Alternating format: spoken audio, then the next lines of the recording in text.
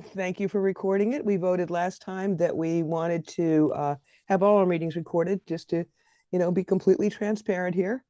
And again, Michael, thank you so much for all your logistical help here on this and all our meetings. Oh, that's good. I was instructed to give you a call to see if you can get online. Oh, you're online now? Okay. All right. Okay. All right. Thanks, Paul. Yeah. Yeah, I'm online and I got audio, visual, whatever. I got everything tonight for some reason. Tell Paul I don't see him yet. Thanks. Yeah. He answered. Is he online? I don't see him. Michael would see him in the waiting room. Maybe he's logging in. So maybe he's in transit to Zoom. So. Michael, if you could check up and see if you could find our Paul, we'd be grateful. No one's in the waiting room. No, right. the other. Okay. All right. If you could, I want to get the meeting started. So Michael, if you would follow up with Paul and tell him he's not showing up and give him whatever help he needs, that would be great. Here he is. Here he is. Excellent. All right. I don't see him yet. Jennifer as well. Oh, excellent. There you go. Full committee for you. Okay. Jennifer and Paul, welcome aboard. You're right on time. I'm calling the meeting to order officially at 7:47 p.m. And thank you all for all the work you're putting in here. My thought for tonight is to go through the documents that we think are, I guess, are pretty close to final. And you have those in your packet of 6 documents for this meeting. And we're putting off the voter roll document till the next meeting because that one is going to take some attention. But in the meantime, the process for tonight, I think we can go through pretty quickly. Obviously, speak up if you have any concerns whatsoever about, even a semicolon in any of these. We will do a later final vote on the whole document. But the plan here is to go through, at least 4 tonight of the 5 documents. And, if we're good to go, we'll do a preliminary vote to approve them, and then I can consolidate them into the brand new overall election ordinance. And then we'll look at that next time. And we'll look at the voter roll document next time. And then we're down from 5 documents to only 2, which is good progress. So any questions about that sort of overall strategy here? Okay. Jennifer, unmute yourself if you would. Naomi, please unmute yourself. Katie, you can unmute yourself too. This is a conversation. Yep. Okay, so I don't see any residents online. Okay, Jen, if you could start taking notes. Call to order at 7:47 and no residents attending, but otherwise we've got a full house here. 7:50, review the main duties and timetable. You can see we're on number 2 of the little dotted entries there. And the next big ones are in January. We start to actually verify the voter roll. Wait, hold on. Do you want to approve the minutes for the last meeting? We're going to do that in just a moment. Okay, got it. Okay. All right, now I'm just looking at our timetable here, and we're right on schedule. We're reviewing the documents. We've made good progress on them. And for the next meeting, I'm hoping we'll have just 2 documents to look at. One would be a overall draft ordinance with all these components already merged into it, and then the voter roll document, which still needs some work. You can see that we have to start verifying the voter roll starting in January, and the nomination period opens in February, and so we're right on schedule here. So next item up is exactly what you just raised, Naomi, which is to approve the minutes from the committee meeting on October 18th, and I want to thank Jen very much for putting it together. It was really helpful to have those minutes and all your notes, Jen, when I was trying to, incorporate the various committee discussions into the documents for this meeting. So thank you doubly for that. You're welcome. Just a quick flag that next meeting I will be here to attend, but I'm not going to be in a position to do the minutes because I'm going to be on a trip kind of right afterwards. Okay. So hopefully somebody else can volunteer to do it on the 13th. Do we have any volunteers for the 13th? Going once. I'll do it. I'll do it, Marty, on the next one. Okay.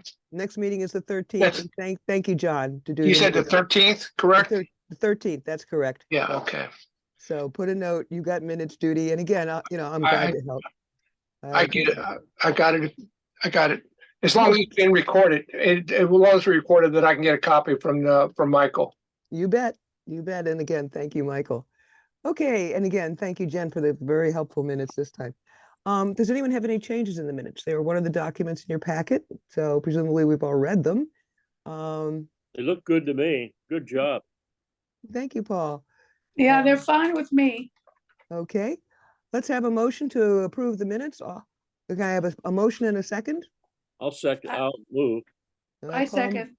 All right. I All in- approve. All in favor, please say aye. Aye. Any Aye. opposed? Okay, minutes are approved unanimously. And again, thank you, Jen, for the good work there. Okay, next thing is setting up the committee email. And I just want to check, were you guys able to get into the committee email? I mean, how did people do on that? I'm not on it yet because it told me I needed to have a separate account of some kind. And my IT guy, otherwise known as my beloved Bill, is trying to figure out that. Have any of you been able to get onto the committee general email? I did, It did? Okay. So Nomi's having on. had experience in the past with Ah. previous committees. Very good. Very good. I tried and failed, but I'll try again. Okay. You have to copy the password. Ah, Yeah, I didn't get in either. I'll try getting in again. Okay. and Michael has kindly offered to help us if we have any trouble. So I don't want to ever put more work on Michael, but Michael, you did offer, and I think we may have a couple of us, maybe even including me, take you up on that. I had a question for you, Michael. You still there? Yep. When we get onto the email, will we be able to see the emails from last year's committee? I'm not sure. We have a retention schedule where everything from every year get offered to the state archives, and then before they're going to be destroyed. I'm not sure how much are still on there versus on our private server where everything lives until our retention schedule is up. So I'm not sure what you'll see on there or not, but you'll be able to see everything that's still on that email address. Okay. And if you could, when you have a spare second, take a look and see if there's something that, well, just take a look yourself because you were handling that for them last year and see if it looks to you like it's pretty complete or very partial. I just sort of want to know, again, just how much is there. And I think that it would really be a good idea to continue to make that email available to future committees. Like I would want future committees to be able to see our emails this year. Let me just ask the committee, what do you all think? Should the emails be like kept on for what, 2 years or 3 years to help future committees? What do you guys think? Absolutely. I think especially since we're going to be around next year, we want to retrace our steps for at least one more year, what we decided. So I don't know what the schedule should be, but at least 12 months, maybe 24 months. Anyone else want to chime in on that? I would agree on the fact that at least 1 year, the previous year. Yeah, I would too. I mean, one of the issues we have to contend with is the wild swing in voter roll count or voter count. And so understanding whatever's on the record from last year is probably beneficial for us. And, since that will be a significant task for us, my suspicion is that it will continue to be questioned in the community, and therefore having a clear record would help the future as well. Yeah, I I agree. would agree. Can Michael retain this information? Yeah. Michael, question is for you. How far back can we retain Yeah. this information? Well, the retention schedule's not set by the individual committees. It's set by the village's retention schedule policy. And I believe emails are supposed to be retained for exactly 1 year before they're deleted. Now there might be some that last longer than that because it depends on when we get to it. But I had the IT contractor that we use set up this email address, and then or set up the new email addresses, and then also go and change the password to make sure that no one's from last year's committee is still on it. And I think download all of the files to save it to our hard drive, because we save everything in 3 places. We save everything to the cloud. We have a hard drive offsite, and we also have a hard drive on site that everything is saved to. And then when we do delete stuff, we make sure it's deleted everywhere. So I'm not sure what's currently in the email box itself, but once you're in, you'll be able to see pretty easily what's there. Okay, well, thank you for that. And obviously we're going to follow up on this. I think it might be a good idea to actually make this a little more formal with a motion that the election committee this year, if you all want to do this motion, recommends that all committee emails be kept available for, I think, 2 years, people said.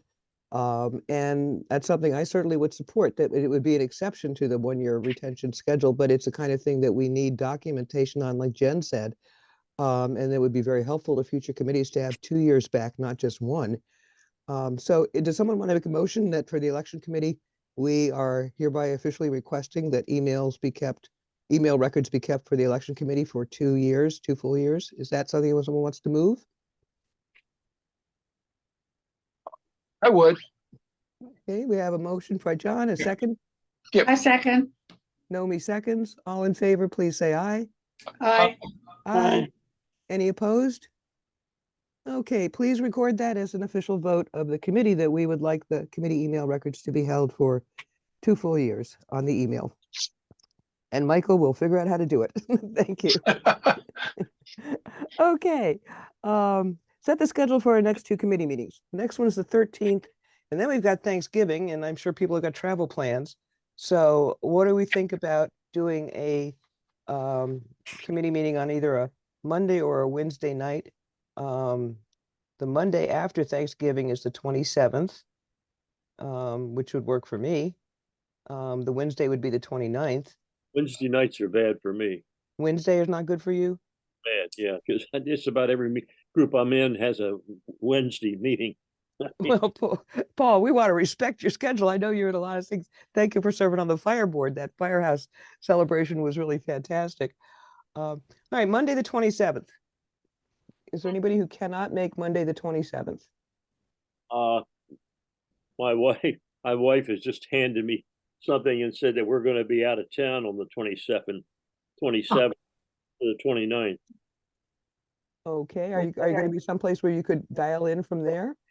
I don't think so. Okay, that's fair enough. All right, how about the rest of it? How about the 30th? 30th works for me. All right, that's a Thursday night. That works for me, November 30th. Yeah, that works for me too, because we're going to have guests during Thanksgiving week, so- But they'll be gone by the 30th? Yeah. At Okay, least in my case. and Paul, that works for you? Yeah, that works for me. Okay, so we're good, I think. Jen? Yeah, it's 30th? fine. Okay, 7:45 on the 30th is our second meeting. So we got the 13th and the 30th coming up. Okay, thank you. Always being organized. We have no residents' comments, although I would like it if some residents came. But in any case, let's move on to the action items. And you know from your agenda and your personal experience, this is our second public working session. And same mission, to incorporate the new definition of qualified voters, make these long-term documents so that nobody has to do this again next year. And third, ensure that the resulting documents are clear and complete. So first up is number A, review markup and hold initial vote on the election contract. Can everybody pull up the contract and take a look at it? All right, I did Yeah. a quick markup on that. The only real change there was to take out the 2 paragraphs, 6 and 7, that didn't apply to Martin's editions, and put in the 1 sentence or 2 sentences about having the election drop box, which we did. And then I just took out the amounts and the dates. So that was an easy job. Does anyone have any other changes on the draft contract? No, not I. All right, Well, well, me, we good? Good. Okay, let's have a vote to approve it. I need a motion and a second to. I vote to approve it. Second on, who's the second? Nomi was the first, who's the second? We need a second. I will. All right, Jen, I'll second. okay, Jen seconds, and all in favor of adopting the draft election contract as it is, please say aye. Aye. Aye. Any opposed? Okay, yay team. Going on to B. At this rate, we'll be done by 8:30. Review the markup and hold the initial vote on the forum procedure. Now, that's one of the procedures that's going to get folded into the actual body of the overall ordinance. And when I was looking at the ordinance, the main ordinance, and then looking at the forum procedure, it was clear that there was, obviously a lot of overlap, but that might need a little tweaking in the main ordinance to include all the components of the forum procedure. So this is just a vote on the forum procedure as that document stands alone. And thanks, there were a lot of good suggestions on the forum procedure, and we made the changes in here. One of them was that that we could hold a second forum if we wanted to, and that's in number 1, paragraph number 1. The thing about the forum being impartial got pulled out to be a separate paragraph number 2, and the language in there is straight out of the main ordinance from last year. So that's why that we had one sentence in the first draft that it shall be strictly impartial, and this explains what that means using the language from last year in the main ordinance. So is everybody good with the language in number 2? Item 2 there, number 2 on the, I'm looking at the election forum here, the forum procedure. Everybody got it? I'm okay with it. Yeah, it's right out of the ordinance. Yep, good on it. Yep. Okay, That looked good. all right. Yep. Um, I'm fine with it, yeah. Yeah, and again, same thing we had in 23, so that's not a change. We don't need to vote on that. And the rest of it is the same till you get down to number 5. After the 1, 2, 3, 4, 5th square, I added the line we talked about. The election committee may revise these format and timing elements at its discretion, provided that all candidates shall have equal time to respond to each question. That's the flexibility clause that we talked about including at our last meeting, and I put it in, and I hope that's okay. If it's not, speak up. Be okay on that? You see where I am? Go to item number 5 on this page and go 1, 2, 3, 4, 5 boxes down and just Yep. below that. Marty, Yeah. I have a question. Marty, can you hear me? Sure. Yeah, I sure can. Does our attorney have any, or does the village attorney think will have any issue with that? I don't think so. He hasn't seen it yet. I mean, Um, well, okay, but you suspect that, or maybe Katie would have an idea how she feels about it, or thinks Well- about it, I should say. Good question. Katie, what do you think? Well, this will be all roped into the plan that you present, so, it'll all be under consideration, I guess in February. December. December.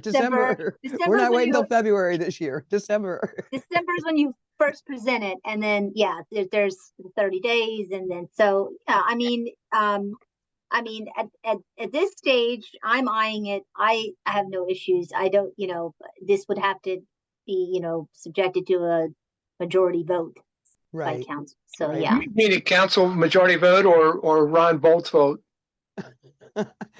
Ron Bolt doesn't vote. Well, but he certainly does an injection a lot. You know that. He reviews, he would probably review the plan and make notes, but I don't, I haven't seen it. If you would like, would you like him to review it? I don't think he Well, has. I'm certainly relying on your advice and certainly Marty's interpretation and so forth, but what do you think, Marty? I think let's wait a little bit till we have the more complete document. When we put the overall pieces together, it's just like assembling a jigsaw puzzle. Well, I don't And I want to put the think- horse, I don't want to put the horse before the cart, but whatever. Right. But I think it might be helpful, Katie, to have Ron take a look at it after our Uh-huh. next meeting when we have really Uh-huh. just two documents, the sort of draft ordinance, which has all the pieces that incorporated in it, and then the voter verification draft, which is the last document that we'll do. So yeah, maybe just put that in your back pocket for now. I will say that historically, what the ordinance said, I went back and looked at the original ordinance, and all through it said that the committee would have complete discretion as to how it conducted the forum. And the reason we no longer have complete freedom and discretion is because there were some issues about how the forum was conducted. Not every year, most time it's been just fine. But that we had a forum procedure back in the day, and then that kind of fell by the wayside during the intervening years. And now we're putting it back in as the official procedure. But initially, the committee had full discretion. It could have held that forum at 2 a.m. on a Tuesday morning, if it wanted to. It was just no boundaries or guardrails at all on it. And what we're doing here is establishing, sort of the basic, framework and format for it to be fair, to ensure that it's fair and impartial. But this is like limiting in many ways the committee's complete discretion, which is what it used to have. And I feel comfortable with this. I think these are very reasonable guardrails to sort of make sure the forum follows the standard format and that the timing is fair and it meets the impartiality standards. So I'm pretty happy with the way this came out. I think we had a really good, productive discussion about it. I like the things that you guys added.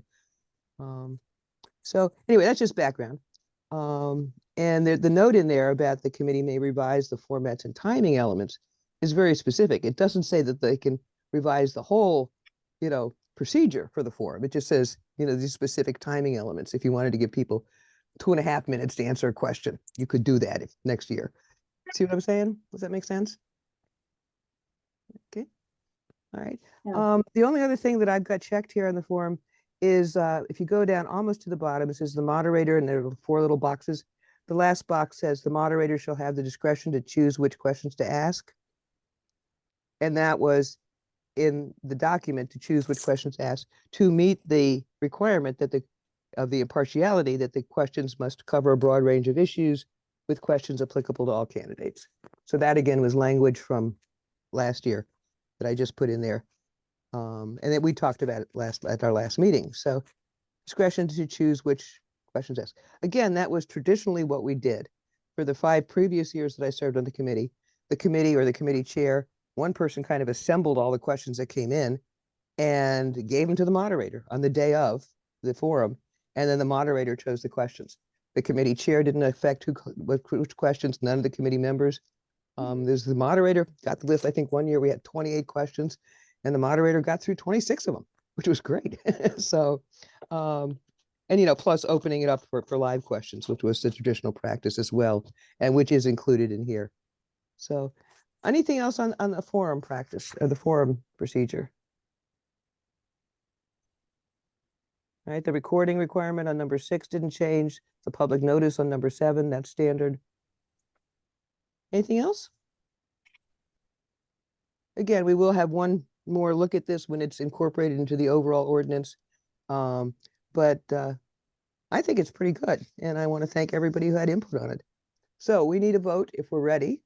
A motion to adopt this draft form procedure and incorporate it into the overall main ordinance. Is somebody might want to move? I move. Okay, Nomi moves. Second? Second. Who is that, Paul? Paul. Paul, thank you for seconding.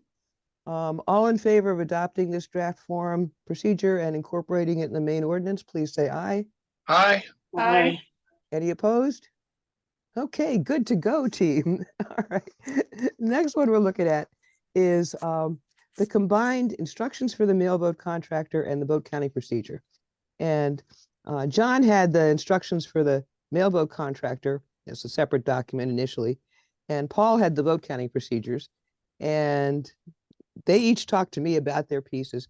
And I was looking at it and I thought, these pieces are both the core elements that the election contractor needs. This is the information about how to do the ballots, the mechanics of it, and also how to conduct the vote counting process, which we then as a committee participate in.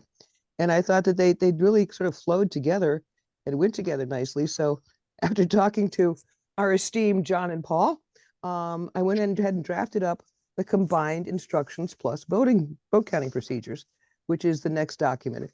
And it actually didn't even come out too long. It's like 2 pages, which I was really pleased with. So if everyone will pick that up, you have something called clean copy of that in your I think the combination of it is a good idea, by the way. That makes a lot of sense in this. So anyone else on it? It looks really reasonable to me.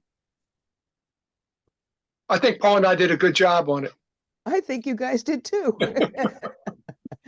And it was a pleasure, talking to you one-on-one. In terms of the Open Meetings Act, we are allowed to talk to other committee members one-on-one. We just can't discuss any committee business with 3 of us, right? without having an open meeting. And I think it's a nice sort of like, teamwork to be able to say, okay, let's look at this piece of this project and let's look at this piece. And I want to assure everyone that we did, in fact, very carefully follow the Open Meetings Act and only have one-on-one discussions. But what can I say? Great minds think alike. We came out the same place. So does anyone else of those who were not involved in the one-on-one discussions of putting this together, have any questions or comments or concerns about any piece of this document?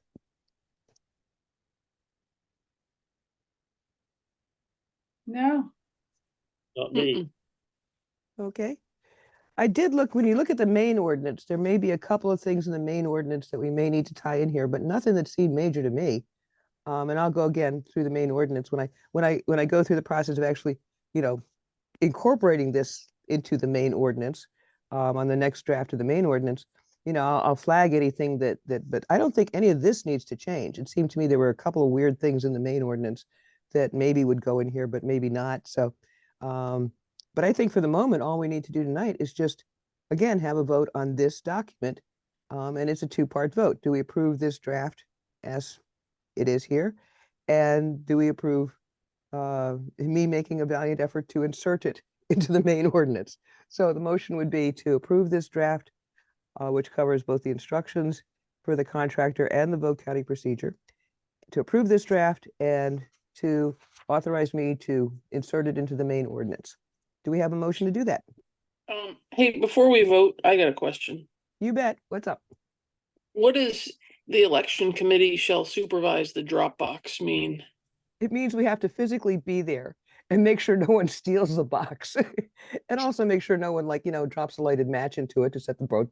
You think about what happens in drop boxes nationwide when people try to stab. It's a little drop box. It's not big. But people have been known to drop cherry bombs into drop boxes. And one person, God, not here in Montgomery County, I think it was over in Prince George's County, poured their coffee into a drop box.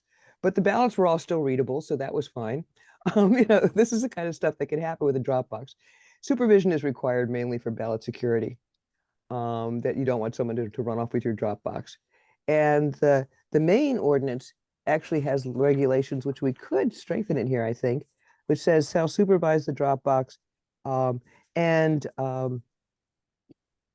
ensure secure conveyance. I can't remember the language from the main ordinance, but all this needs to say is to the contractor, this little piece down here, you're looking at number 9 here at the bottom of the first page, that the election committee supervises the Dropbox, because in many cases, when they have a whole bunch of Dropboxes, it's the contractor has to station somebody next to the Dropbox to do security, or has to arrange with local election boards to have a local cop stand by a Dropbox to have security. And in this case, basically, it's on us. So what that means, Jen, is that you and I and the rest of the team get to spend some time sitting at a nice table on May 7th between 5 and 8 p.m. with the Dropbox beside us, right? And we don't need to wear our Ranger Rick caps. We can just be ourselves, but we do need to be there. There needs to be 2 of us at that table on May 7th from the time when the Dropbox is brought down to the sidewalk. And we open that Dropbox period at 5 p.m. It's only 3 hours, but it means we actually need to be there, and one of us needs to actually be looking at the Dropbox. We can't go off and get coffee. I can go off and get you coffee while you sit there, but generally there should be 2 of us. That answer your question? Yes.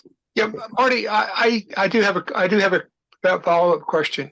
Sure. Okay, after the evening voting and so forth, who do we turn it over to at that time? We don't.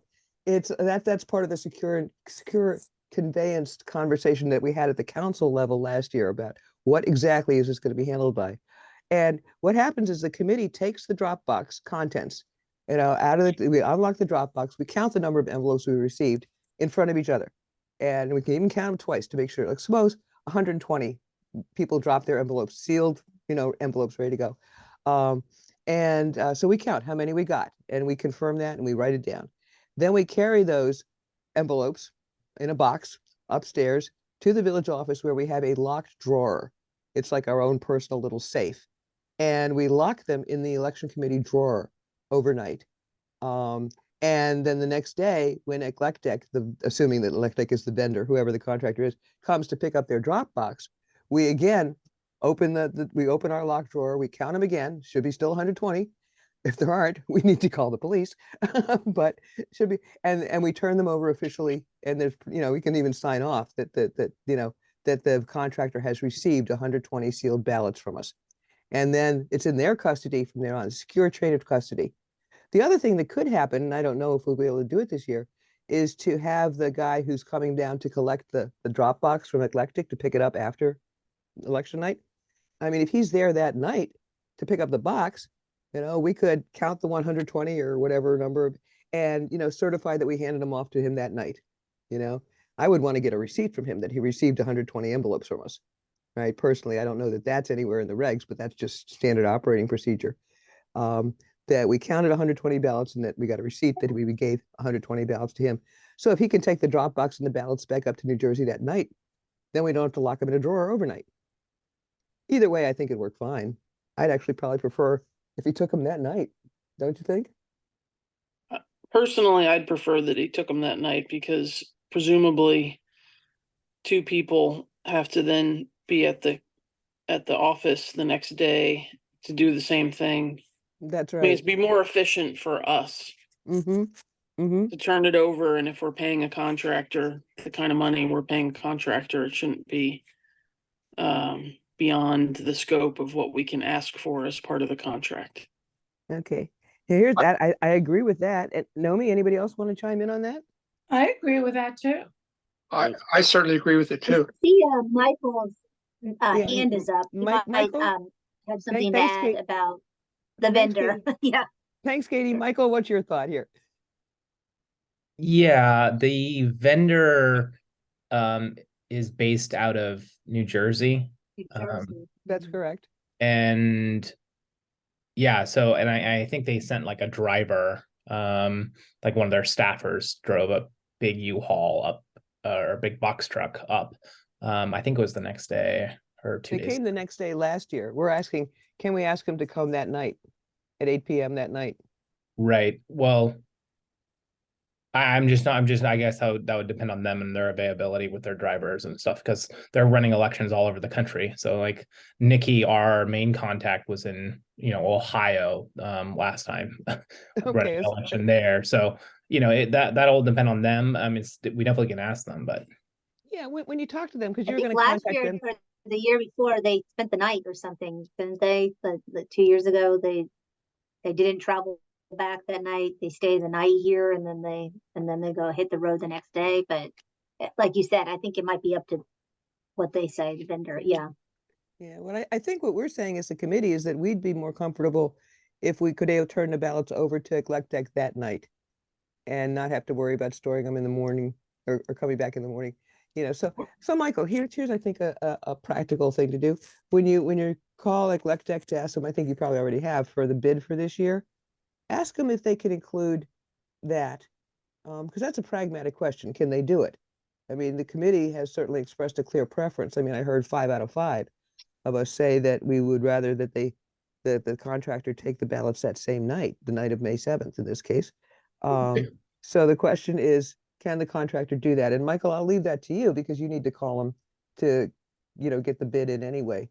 yeah, I still need to do that. Can you remind me of the recommended date for the election this year? May 7th. That's set. And What would there time, my question is, what time would be available for the contractor to pick up the votes? I mean, 8 o'clock, 9 o'clock, 10 o'clock, or what? I mean, when is our election going to end? I think it's predicated on Marty. Okay. Or The voting day, election day is May 7th. got it. What time would it end that night, though? Oh, 8 p.m. 8 p.m. May 7th. We have a table from 5 to 8 p.m. And then at 8 o'clock on May 7th, we stand there at the table, we count how many ballots we got, and we either lock them in the drawer upstairs or we turn around and hand them to the Electech person and say, get the receipt that they received 120 or whatever from us. And then we can all go to bed and not worry about the next morning. Or we give Michael a gun and a badge. Oh, Michael is an employee of the incumbent candidates. Michael cannot handle live ballots to protect him. We're not going to put Michael on the spot here, even with a gun and a badge. Although I personally would probably think he'd look good with a gun and a badge.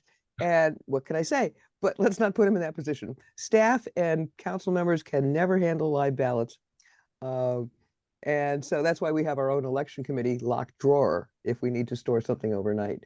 I can ask them if they're available to stay that late that night. That person would have to drive, 4 hours back to their offices that night. So if they're there until, time you all count the ballots and everything, if it ends at 8, if they're leaving here at 9, that's No, their it would be before that. in the morning or something. So No, it we'll wouldn't have, take we'll us have that to, we'll long. have to check. Yeah, if you would check with them, because I think we have a strong preference that we would like to turn over the ballots to elect that night. And it won't take us more than 15 minutes, Michael, to count the number. We're not actually counting ballots or votes. All we're doing is counting the number of envelopes in the drop box. And we could probably do that pretty well. So ask them if they can, actually take the drop box and the sealed ballots back that same night. Okay. Sounds good. And I'm just reporting for the minutes that was the unanimous preference of our election committee. Because I don't want to have 2 of us there at 8 o'clock the next morning to meet the guy if we can do it all that same night. Good point. Good questions. Any other questions on this? Okay. With the proviso that we will, if possible, have them pick up the stuff from the Dropbox that same night.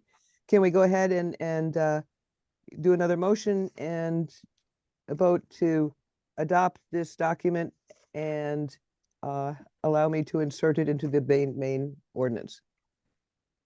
Motion? I move. Naomi moves. Second? I'll second. Paul seconds. All in favor, please say aye. Aye. All right. Any opposed? Okay, good to go, team. Thank you. All right, next item up. We are ripping right through these. And that's good teamwork. Okay, review, markup, and hold initial vote on the rules and procedures document. This is the main document. And I took out a fair amount of stuff that was just duplication. It was like in 2 places in the same document. And it's down to like 5 or 6 pages now, which is actually, seems to me, somewhat sane. Much easier to read, I think. But this is the first chance you all have had to look at this.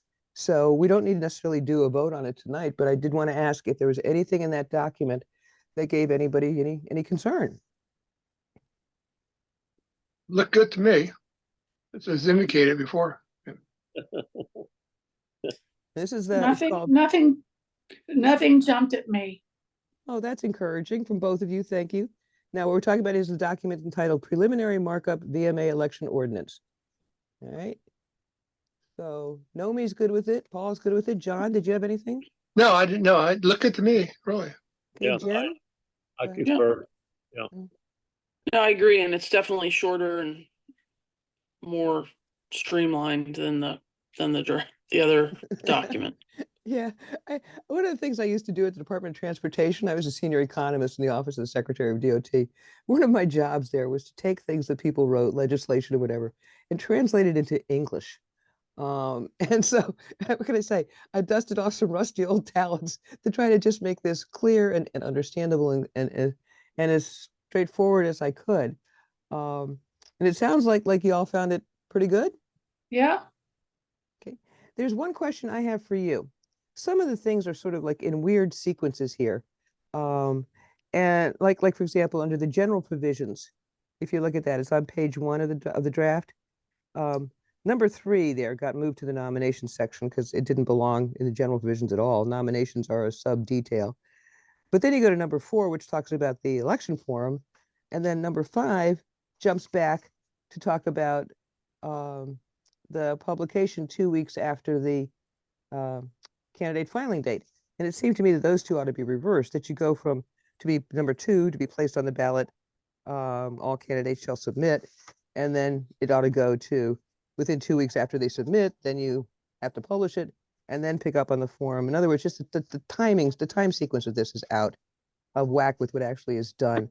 So I wanted to ask your permission to go through the document and do things like that, that simply, I'm not talking about reorganizing the whole thing. I'm just saying in each section to make it more logical in terms of what pieces go where. Does that make sense as a question? are you talking about reorganizing it? Just pieces of it, like the Yeah. sequence under general provisions, would read clearer if we, flipped a couple of these items. They'll all still be there. They just won't be in the same sequence. Yeah, I think if we keep it all if we keep it all and we just make it logically more sequential, it makes sense to me. You remark them so we know what's changed, what's moved, you know. I will absolutely do that for you. And the overall sequence, it goes from sort of a preamble kind of thing to a general village council process, then it goes to general provisions, then it goes to qualified voters who can vote, then it goes to the candidate filing and candidate announcements, the election forum, and then the instructions for the contractor, which is the piece we just approved. And then it goes to procedure for voting, which is from last year, pretty much the same. And then nominations and candidate filing information. And then it goes to the vote counting procedure, which gets replaced, right after the instructions to the candidates. So I might move that vote counting procedure back to where it belongs under instructions for the election service provider per the document we just did. So again, that's the kind of stuff I'm talking about, just arranging it so it actually makes sense as opposed to looking like a camel. So I just want your permission to go ahead and do that. And I will, of course, Paul, absolutely mark what got moved where. Marty, I have a question if you'll entertain it. Of course. Okay, this goes back to you just raised a thought in my mind. We're assuming that everybody in the village reads English and understands English. Do we have any foreign speaking nationals or that would be able to vote in a village? That's yeah, we very well may. And it's never come up before, but I will tell you that best practices are to do election instructions in both Spanish and English, or depending on your community, in Vietnamese and English, or whatever you need. And I don't think we're really equipped to do that. I don't know of any. Michael, this is a question for you. Are there any other village ordinances or regulations where we have actually put them in Spanish and in English both? Not that I'm aware of. Yeah, me either. Not to date, but yeah. And I'm not even sure that it would be Spanish would be the second most popular language in the village. What do you think might be? Well, I don't know, but Yeah, it was just a guess on my part. I Yeah. don't know either.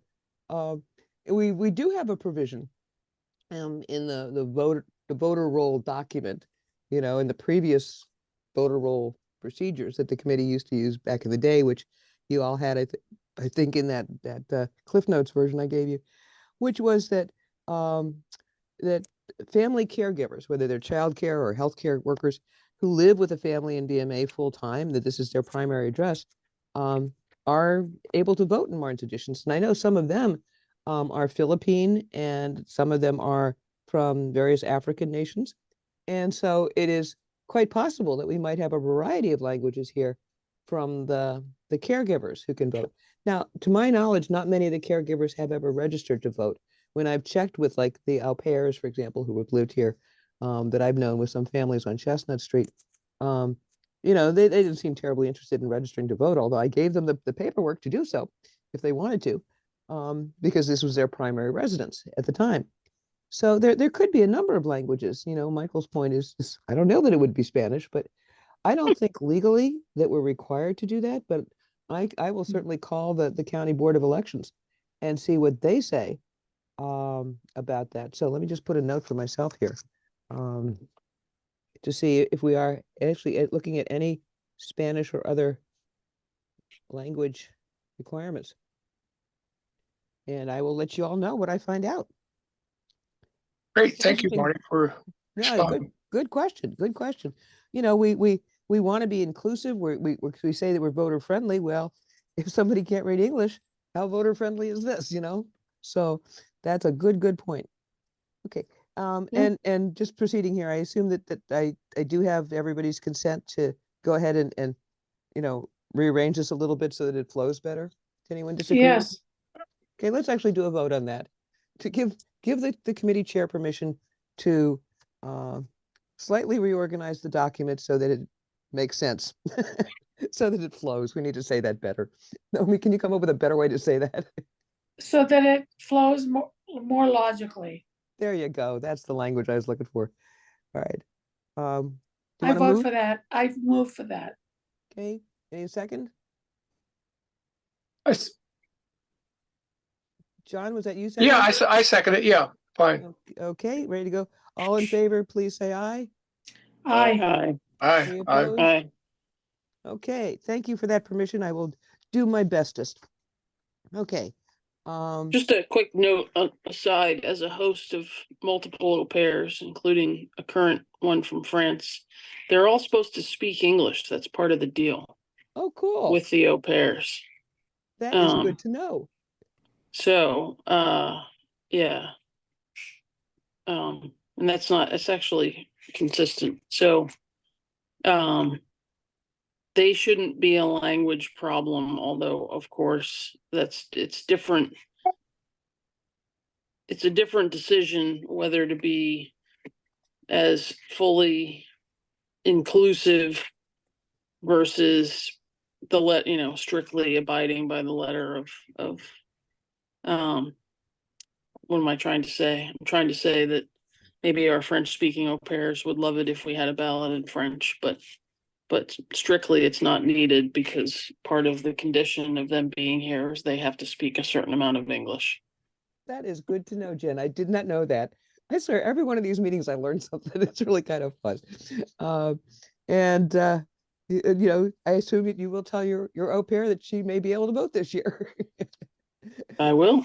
Okay. She's 19, so she's of voting age. Yeah. Excellent. This is her primary residence, and so here she is. That would be very cool. Any other questions or comments about this document marked preliminary markup of the overall ordinance?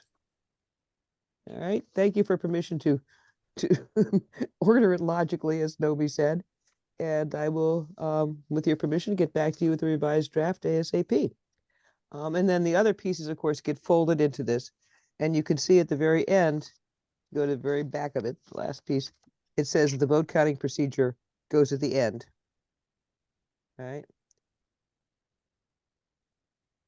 Not the vote counting procedure. The vote verification procedure goes at the very end of the ordinance. So at the end of the day, what we'll have is the ordinance, and as an appendix to that ordinance will be the voter roll verification procedure. Does that make sense to everybody? Good on it? Okay, that's the plan. All right, do we have a vote to approve this document? I think we did. Should we do it again? All in favor of approving this document for the next round, please say aye. Aye. Aye. Okay. Everybody good? Any questions about the Yep. plan of action here? Okay. I will get back to you with a combined draft that puts these jigsaw puzzles together as soon as I can. All right, so we have now gotten through A, B, C, and D. We're up to our 8:45 and it's only 8:33. 8:45, discussion of the voter roll verification process. That's one piece. Draft the specs for the proposed RFP or contractor job announcement. And I think we have to do that in two pieces. Let's talk about the voter verification process. Not just talk about the assistance we need, but the actual process itself. I sent you all that Cliff Notes number 2 about voter roll verification. And earlier today, I sent you the state regs. And did anybody have any sort of immediate thoughts or reactions on just sort of like how we do this? Are there any questions about how you verify a voter roll? I mean, there's no one perfect way to do it. So this is really open discussion here amongst us all. What do y'all think?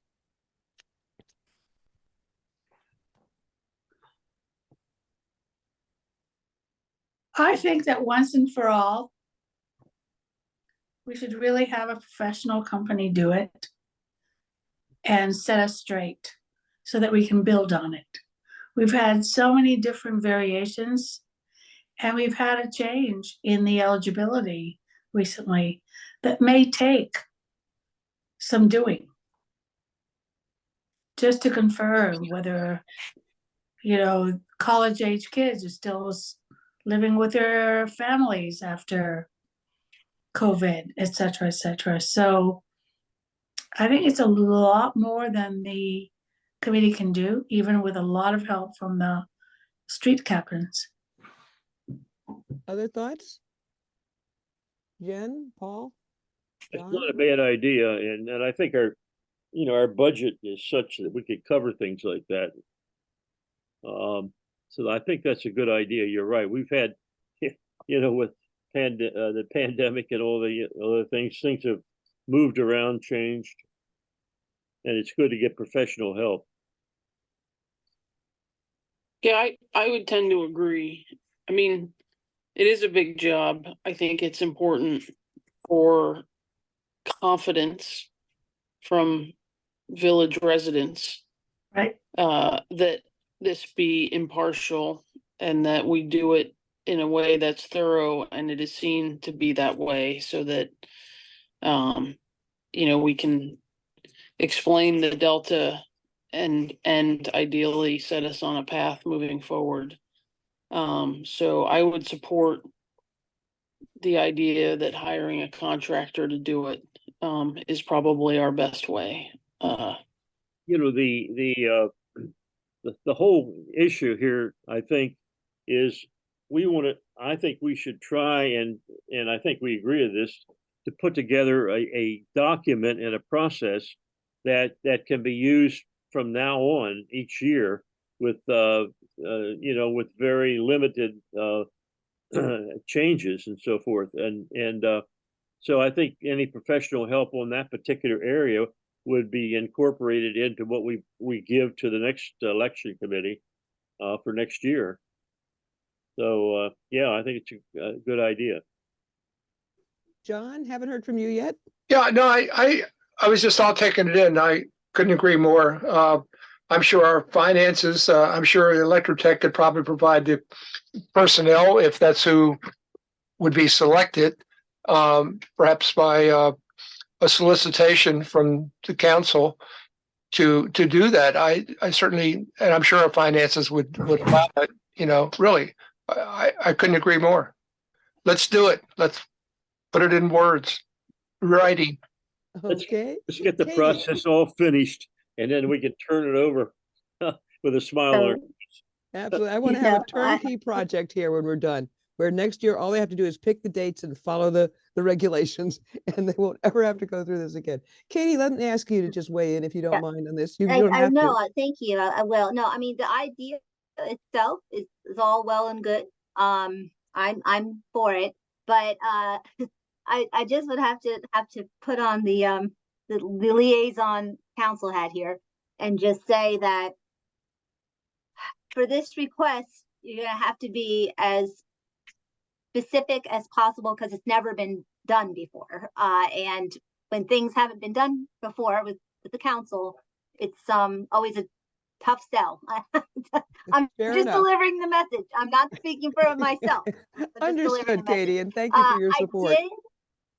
No, and I did ask Ron, just for background, if because he represents the other municipal nearby municipal governments, if any of them have done this, or if in his legal background has he come across any of these types of services, and he has not, to date.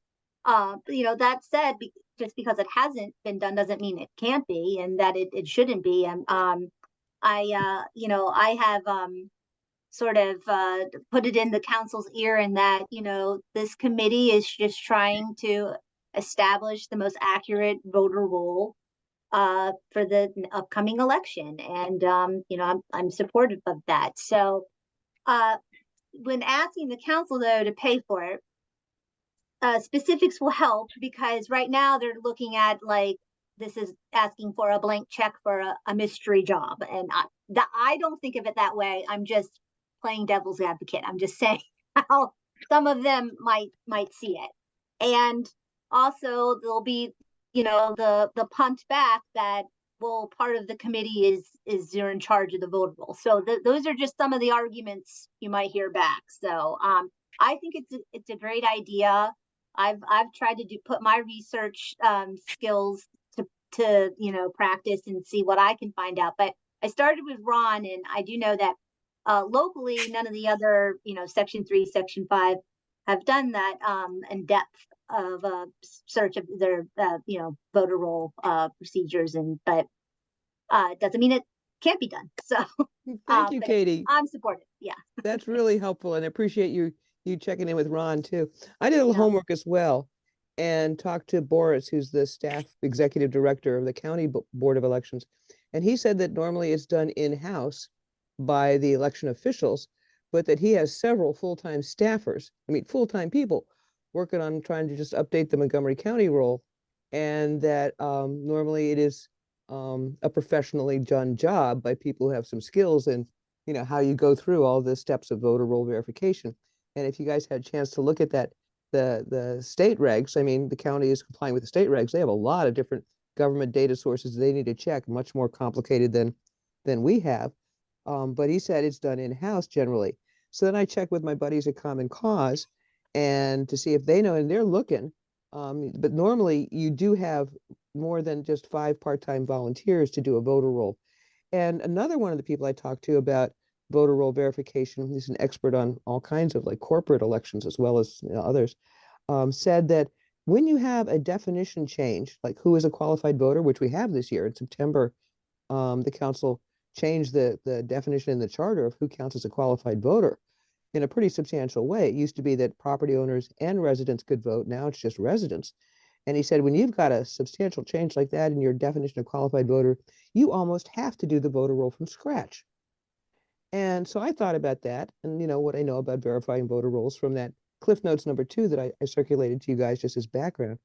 And I thought, boy, rather than go through the existing voter roll from last year and try to screen out people who are not voters because they're property owners who don't actually live here, or they were added from a county list, which we know the county list is not accurate, rather than try to like clean up, the previous year's list, that we should start from scratch. So I talked to a couple of people about how you do that. And essentially it's a 2-step process. The first step is that we would send out a letter from the committee, sooner rather than later. We could even do it in December, to everybody saying, hi, everybody, we have a new definition of qualified voters, and please list on this form all the people in your household who are now qualified voters. Number 1, they must live here. It's supposed to be their primary residence. Number 2, they have to be over 18. Number 3, they can't be property owners who live in Gaithersburg. They have to actually more or less live here. And, just sort of do the definition and ask people to list. So that first letter from us would involve, a mailing to 330 households. And forgive my dog barking. My dog likes accurate voter rolls too. But anyway, that would go out. And so we'd ask, each household to basically give us a list, a preliminary list.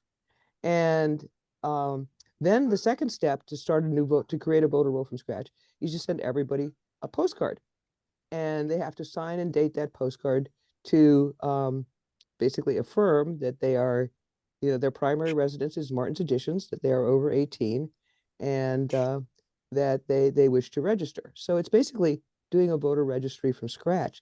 But those 2 steps seem to me a lot more simple than trying to screen out the current voter roll. Anyway, it seemed to me that was a simpler process. I still think we need, I would much prefer, like you all, to have, be able to hire a professional firm to do it from start to scratch. But I think the instructions to them would be not to clean up the existing voter roll, but to create to re-register, basically, to re-register all our voters because of the change in definition.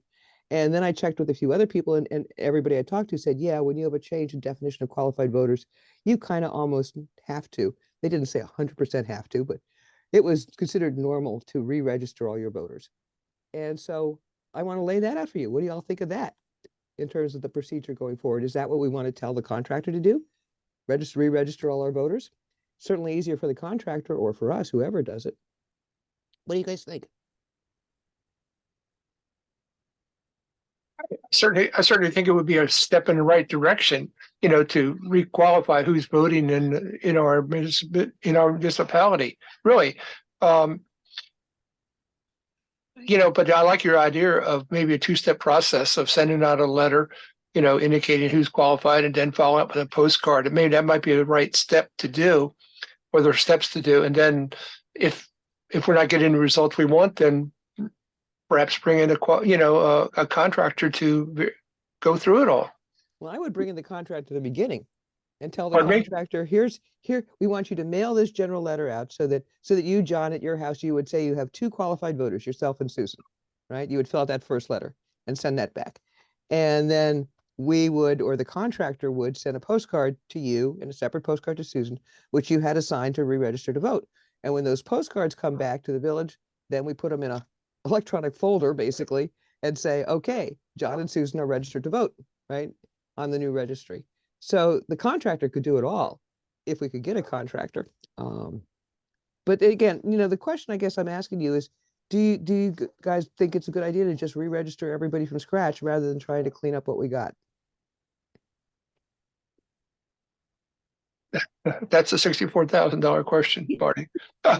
My own take on it, and I could be wrong, is that it's easier to re-register everybody than to clean up what we've got. That's my take on it. But I Well, I would agree. Let's try to clean it up. I mean, as opposed to look at what's been in the past, do it clean from scratch. Something really seems to miss from the previous year's voting and the number of people that voted, et cetera, et cetera. I would absolutely go for trying to see what the hell's going on, see who's actually in the village that can vote.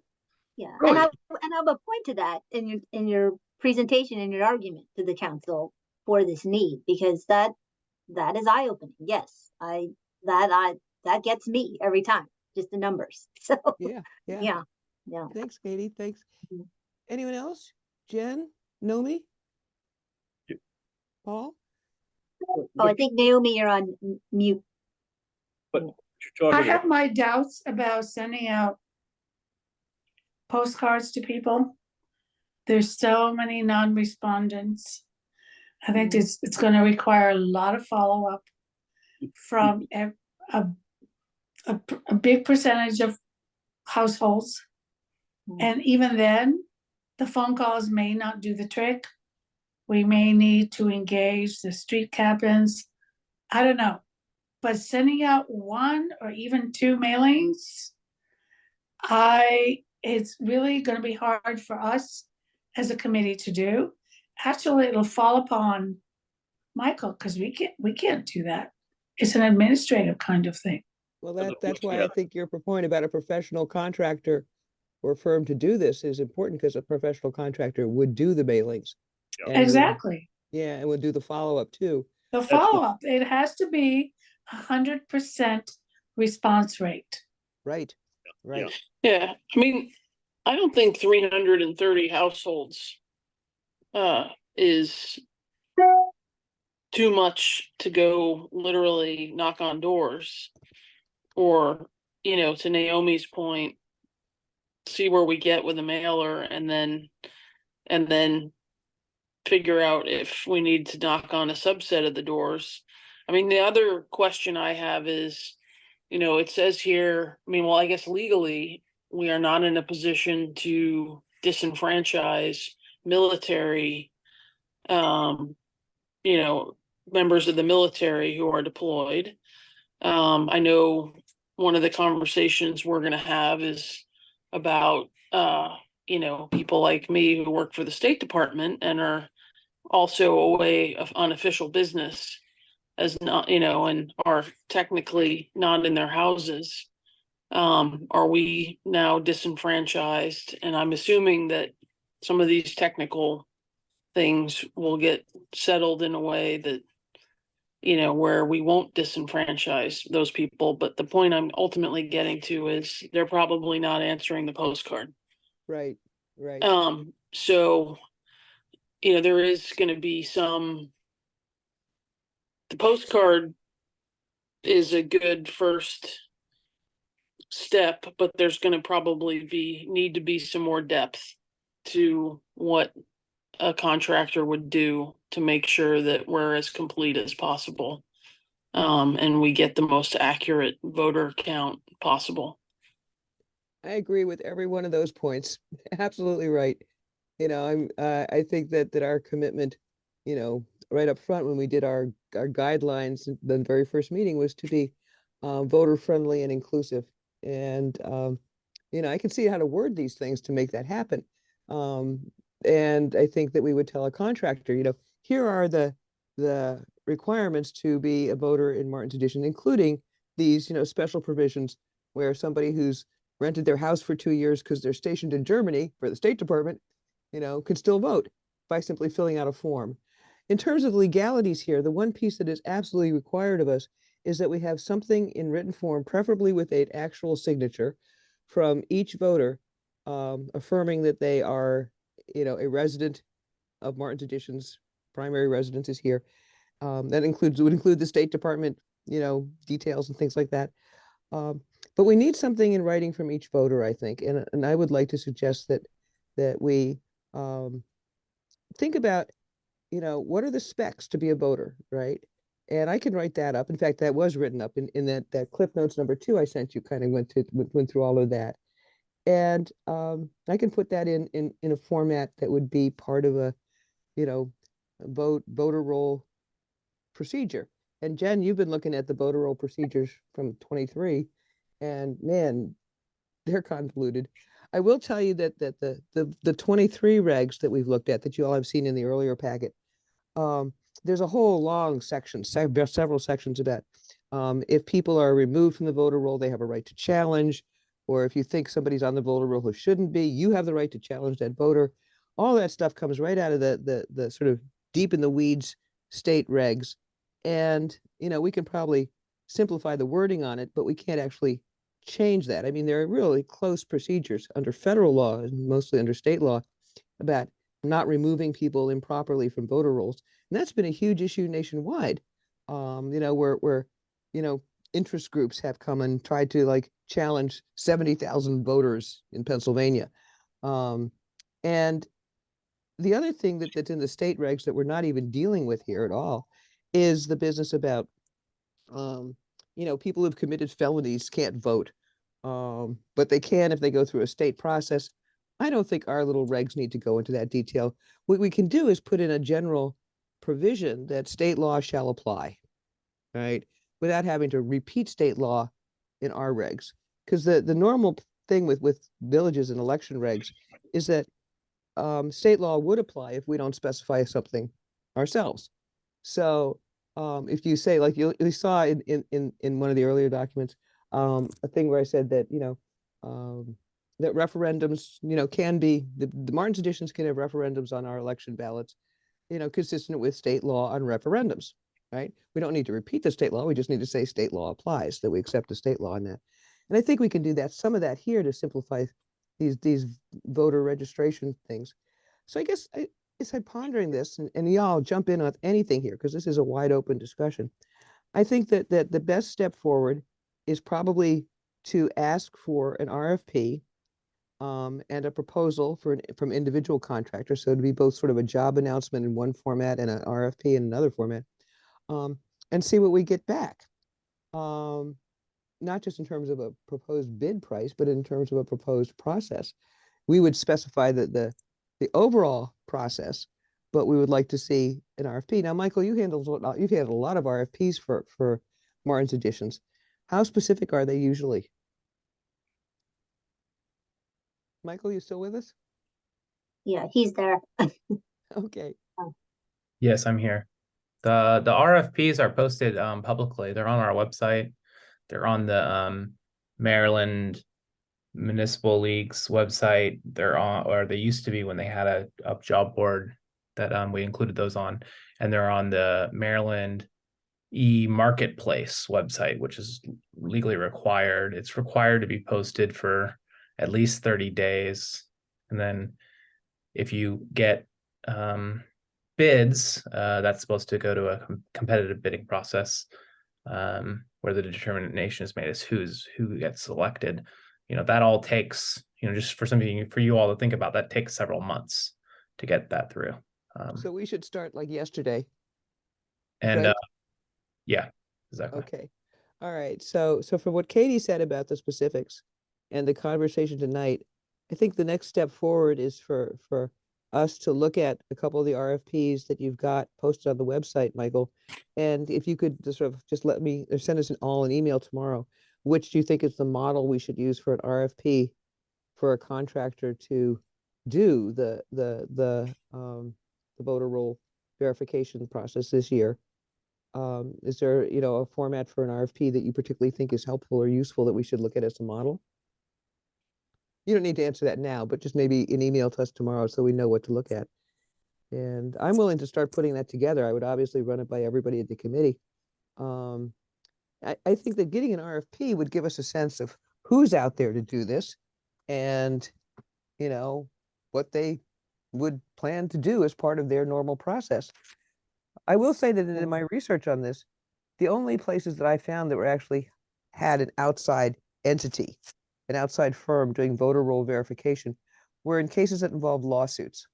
Like that case where, you know, somebody tried to remove 70,000 Pennsylvania voters and the state board of elections got sued for removing them. And then the law firm went back and had its law staff, you know, basically verify the voter roll item by item, voter by voter. Obviously having a law firm do that might be a little on the pricey side.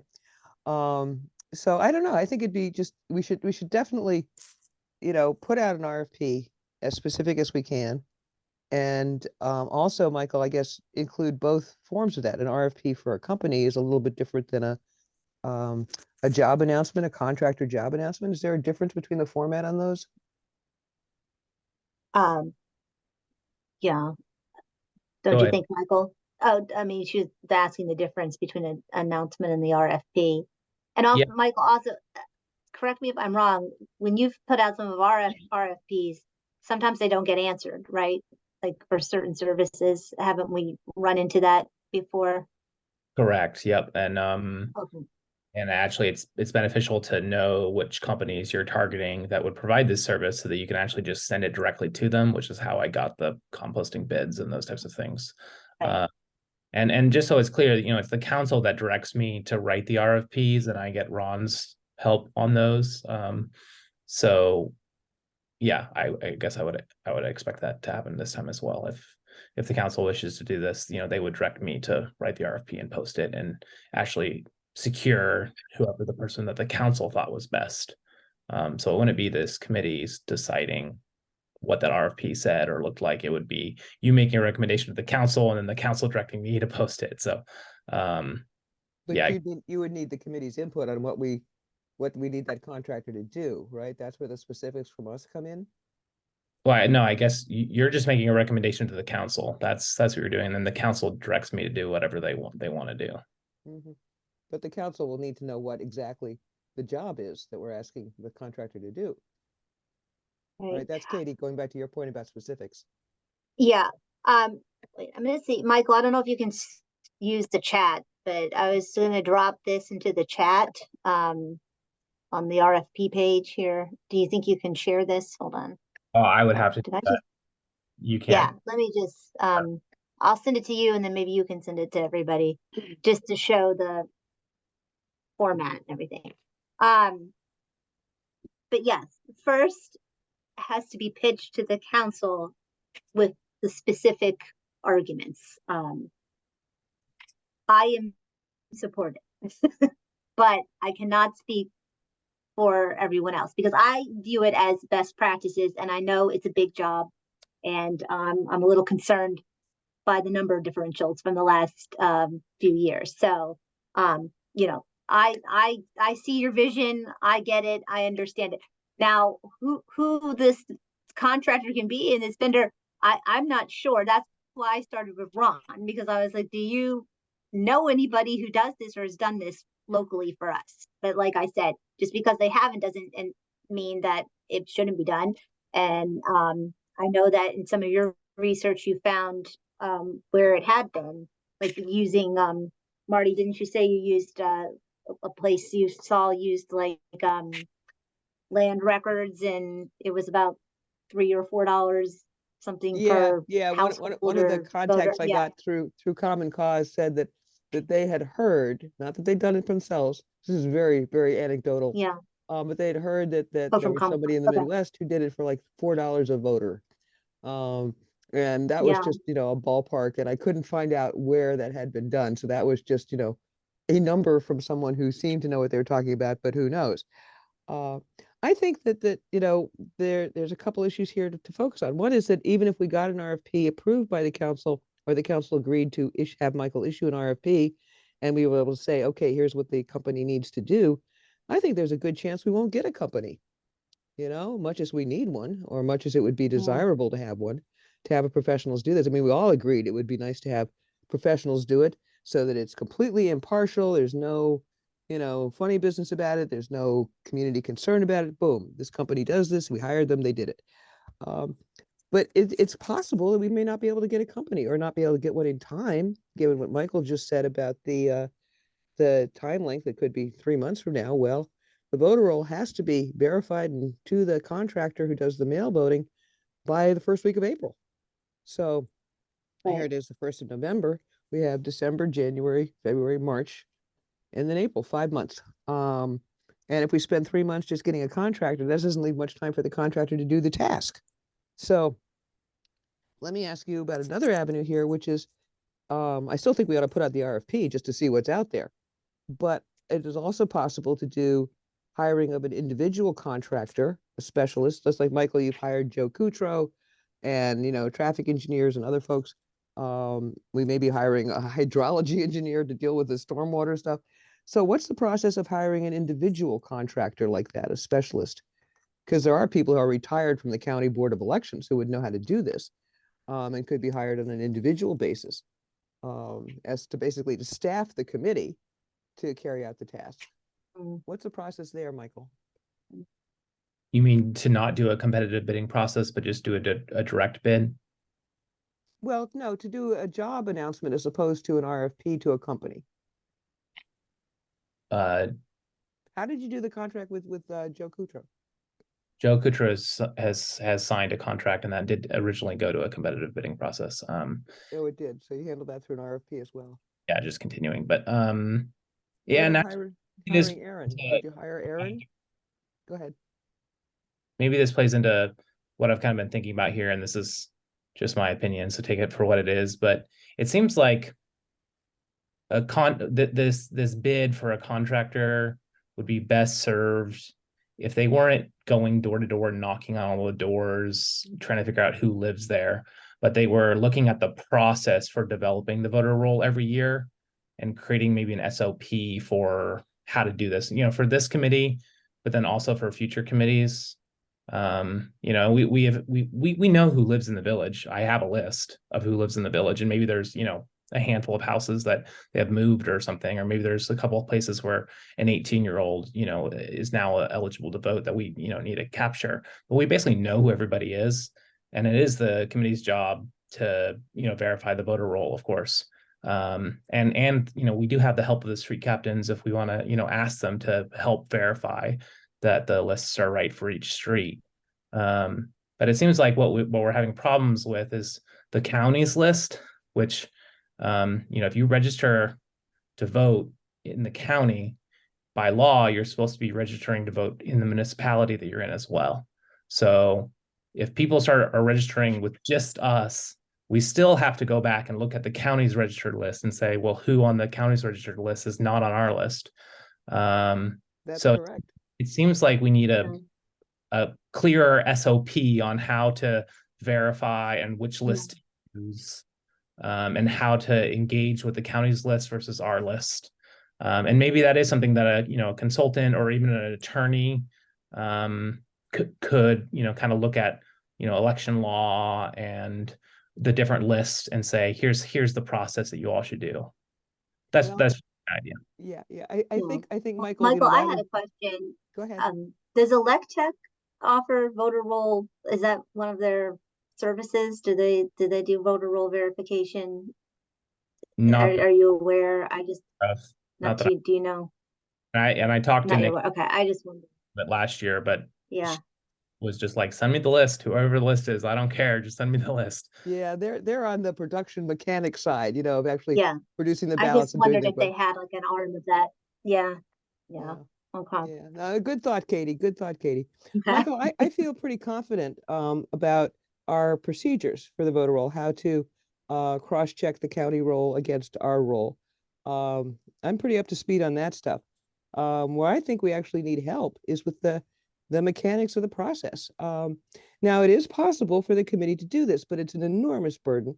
I mean, there are 5 of us. We have 330 households, so that's what, roughly 610 are like 60 per 70 people per member of the committee. each of us would be responsible for 70 households. And that's doable, but I think that we need to really think through how to do it, which is why I did the Cliff Notes #2 there about just all the different things you check.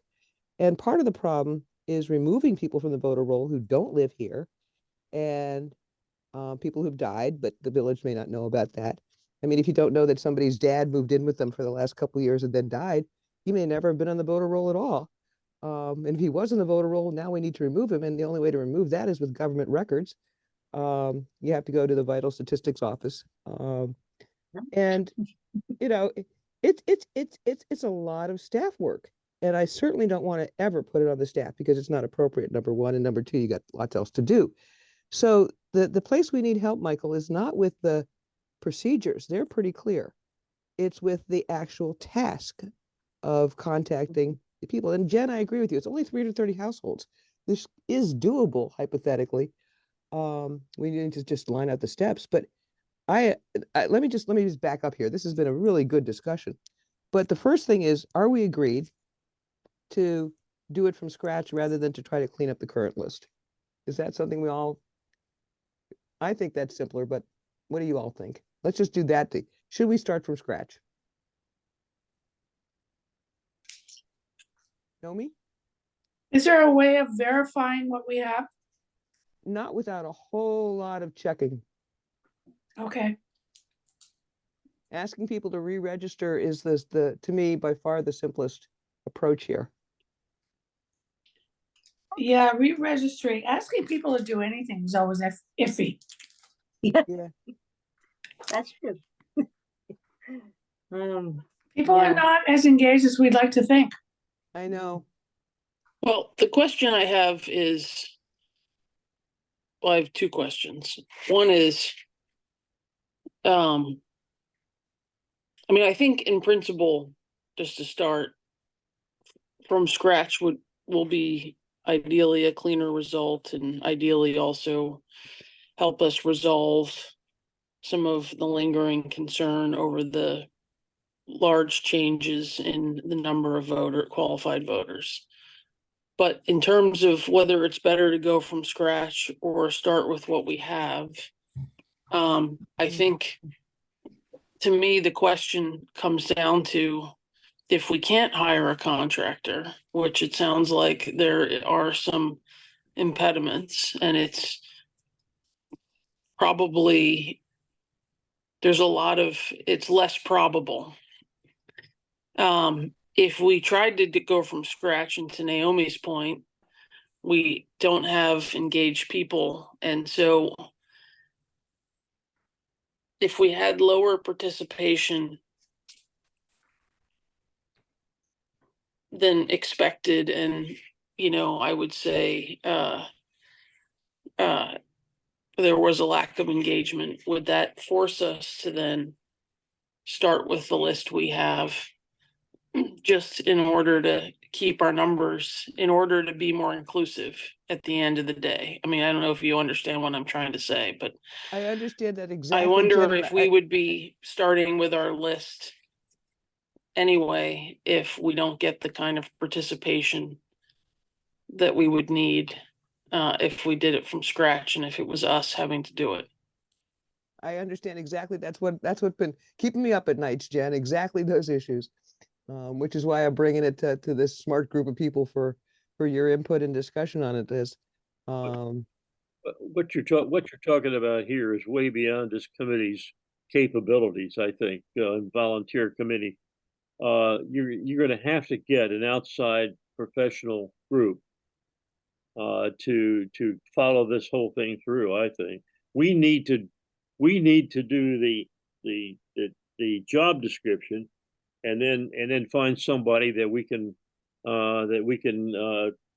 get to, that'll do it, that we have confidence in. And But we would be supervising them. Can't do all of this. I mean, you're talking about telephone calls and knocking on doors, and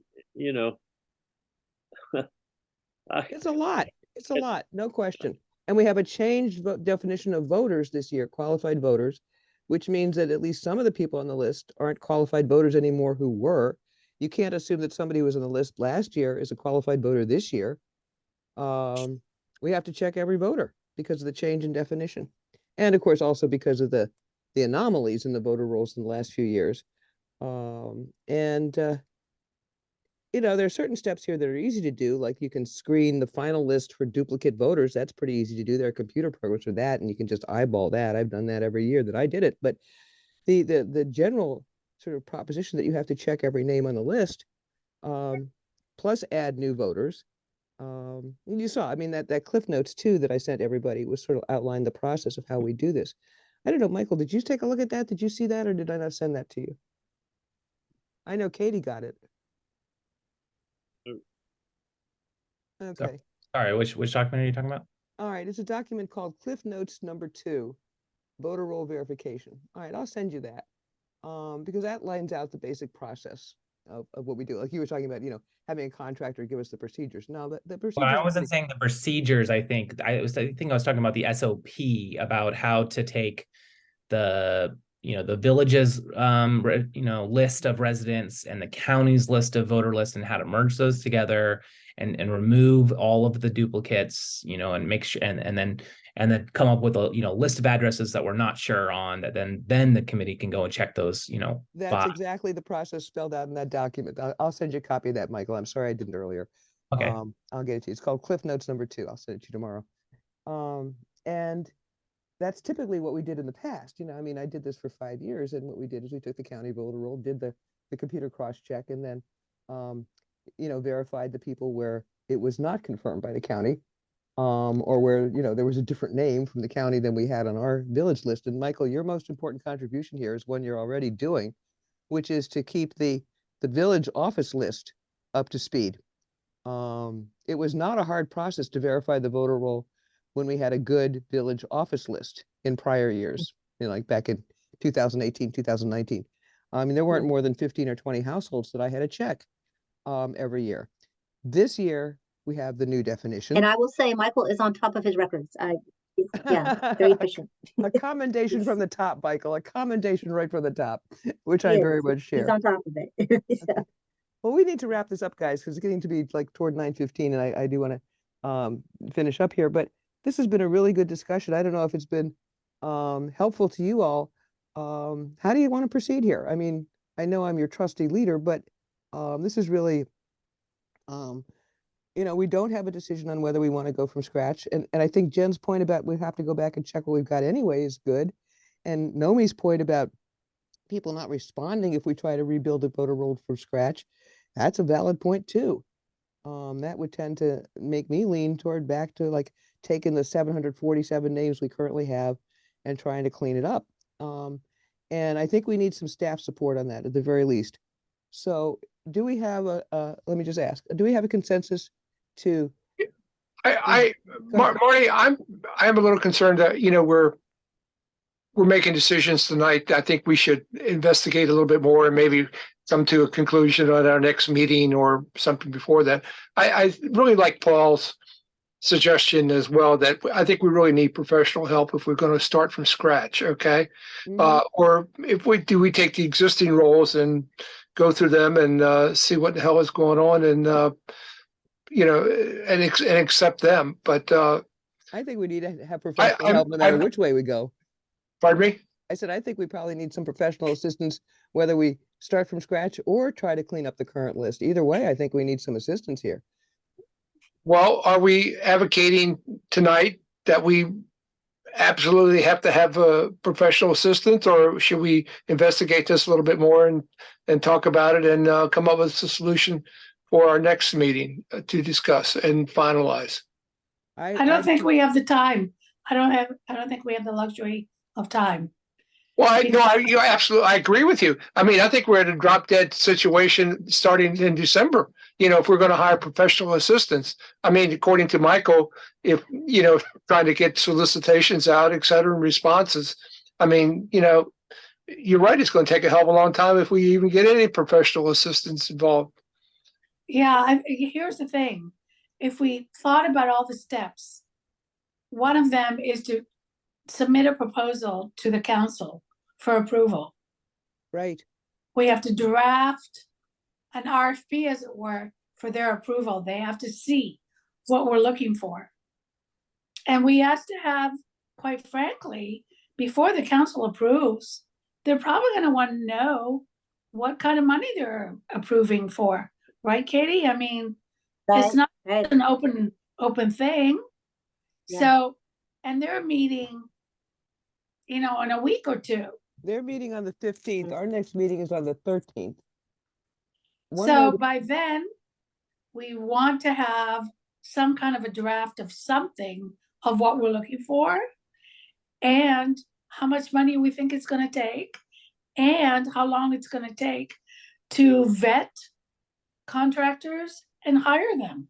Right, right. And the alternative, if we can't get a contractor, is that this lands back on us. And this, both Jen and Paul, and I think all of us are pretty clear.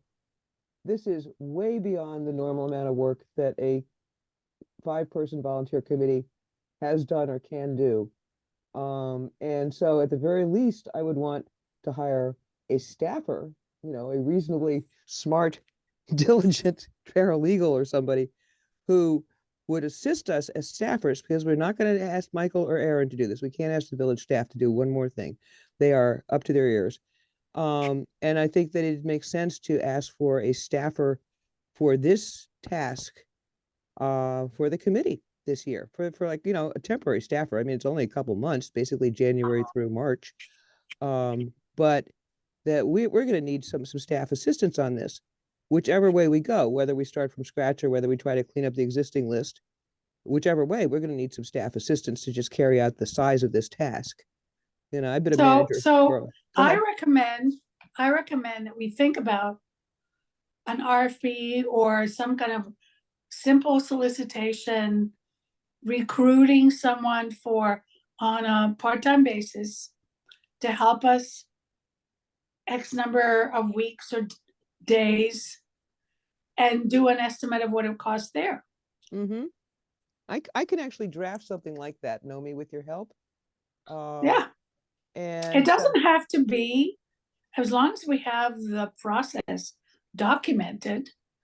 I can actually envision someone who is, I don't even know if it has to be a paralegal. I actually know a paralegal we can hire, but I don't know how much vetting we need to do when we hire someone on a part-time basis. Estimate the midpoint of the hourly pay that we have to pay and estimate the number of hours. Yeah, that's doable. That's doable, actually. And my initial estimate on this, just from having been a manager and having to do, job estimates on a lot of different kinds of projects, is that this is probably 100 hours. In terms of actual task, the actual task work, carrying out the steps that are necessary here is probably 100 hours for a reasonably diligent, smart person. Now that's 100 hours, that the committee really doesn't have and can't do. And if there's any complications, it could be much more than that, but I don't think so. I mean, I don't think it would be 200 hours. You're talking But $3,000, go ahead, Paul. $3,000, Say again? 3,000.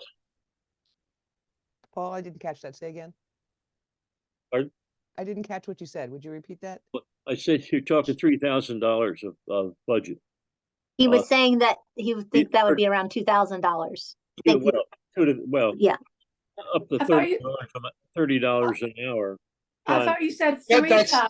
that's exactly what I was thinking, Paul. You're not going to get anybody for less than $30 an hour, absolutely. And then, give them a 1099, village, give them a 1099, hey, with no benefits or anything else thrown in. I mean, we don't want to hire anybody just a temporary worker, 1099 them for tax purposes.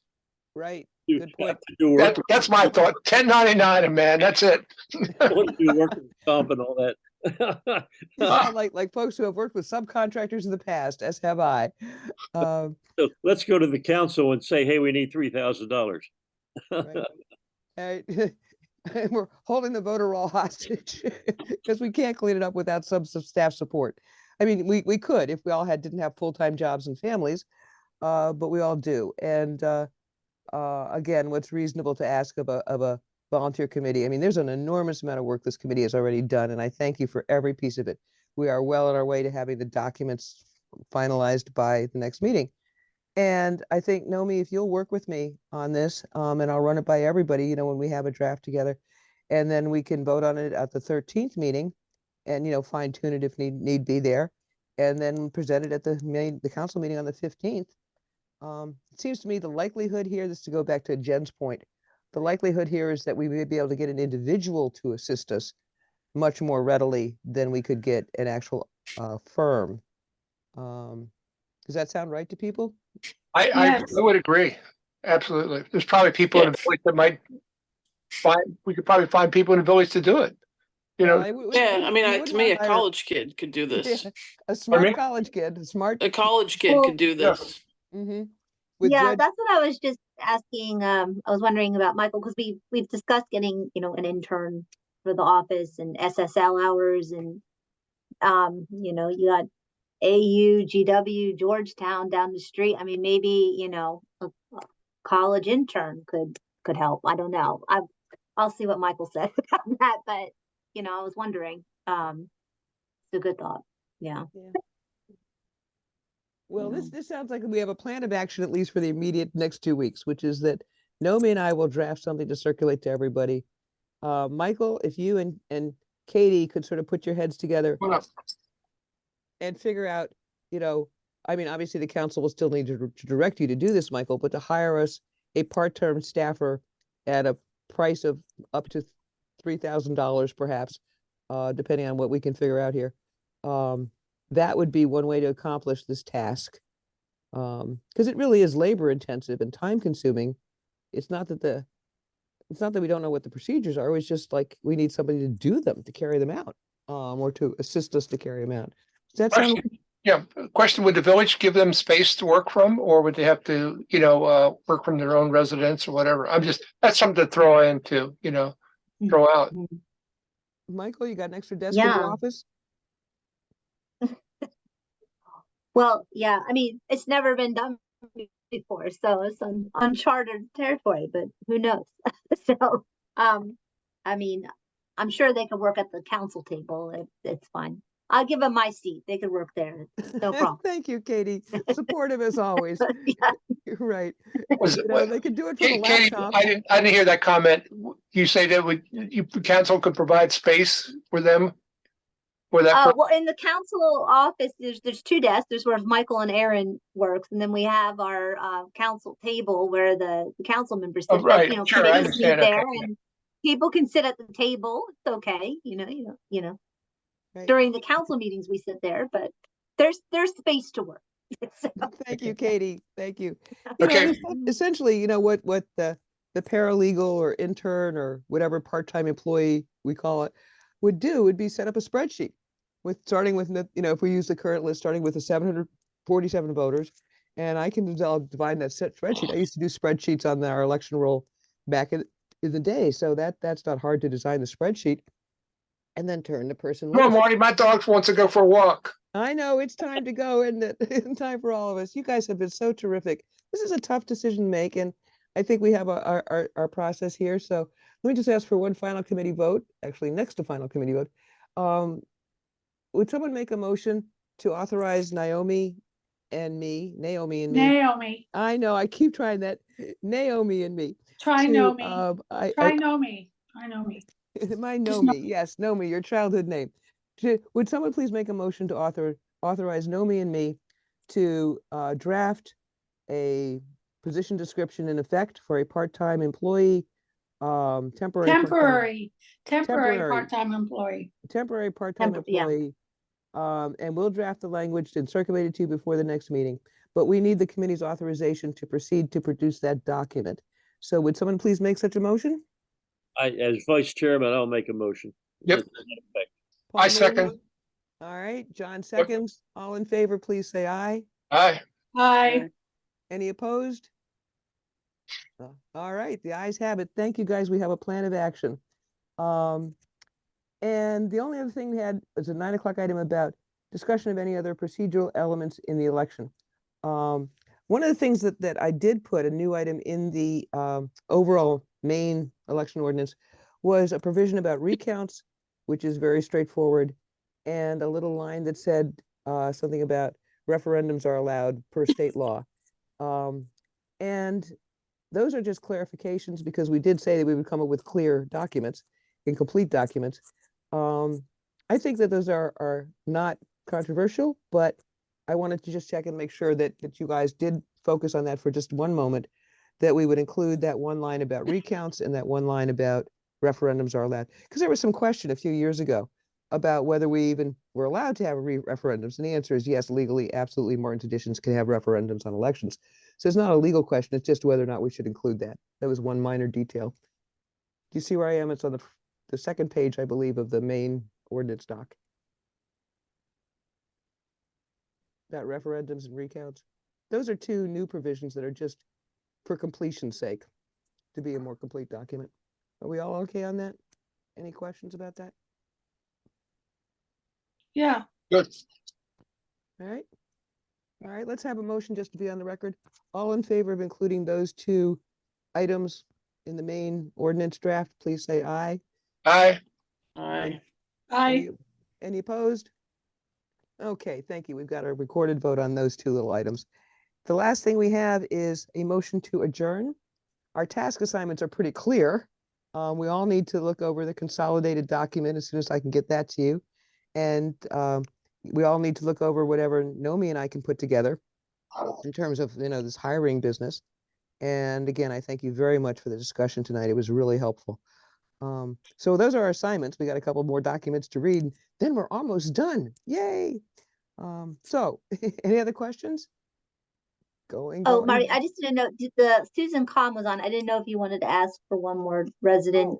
I didn't know she was on. Susan, thank you for being here. Yeah. Do you have any comments or suggestions or questions for us? Hi, sorry about that. I was just thinking I wanted to make sure that, well, I'm just hoping that nobody gets disenfranchised in this whole process, because it sounds like starting from scratch. Well, I mean, you do have the directory to go by, so not that that's necessarily, I mean, if the people who vote, the main determination is that they're residents, and we have a resident directory that's generally up to date, you kind of have something to start with there, which I think is good. And I do think there's a certain level of trust that even if you hire someone, are they going to get a written affirmation that there's so many residents who live there who are of voting age, or can it be an informal conversation with them? Can it be a telephone call, an in-person conversation, an email, a postcard, or a written document? It really could be any of them, because to me, there's a certain level of informality. You just basically need a communication back from each residence, each household, that there are a certain number of voters and this is who they are, and they consider themselves to be residents, I guess. So anyway, to me, it didn't seem overwhelming. And it may be that you can even narrow it down for your person who helps you by I don't know, kind of like if you even think about 10 neighbors that you have and who's living there, there might just be one on a block that people aren't quite sure of who's there now. And there anyway. So I wasn't, all I was thinking is that I just want to make sure people don't get disenfranchised by having a process that's a little bit too, like everyone has to return a postcard or something. And of course they're not going to, people won't be here and all sorts of things. Yeah, good points all, Susan. Thank you very much for being here. I didn't know you were on. I would have welcomed you sooner. Oh, you're on mute, Susan. Unmute yourself. Yeah, I wasn't on. I mean, that I got back on, so that's fine. Okay. Well, welcome back and thank you for being here. And good points all.